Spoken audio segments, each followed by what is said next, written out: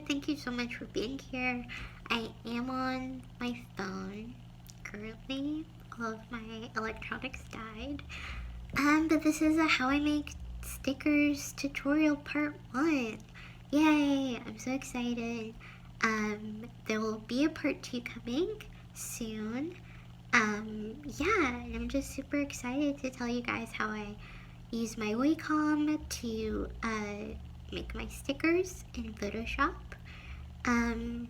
Yeah, if you guys like more of this, if you like more of my face, if you want to see more tutorials or part 2 and how I format my stickers for production, and then maybe a part 3, of course, how I sell them on my store.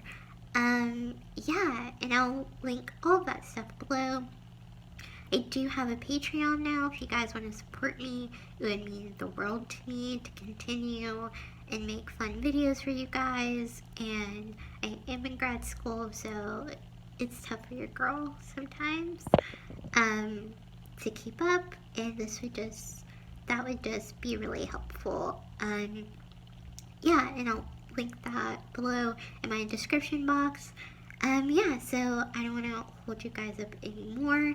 Let's get into this really awesome how I make stickers part 1 tutorial. Okay, thanks guys so much. Bye.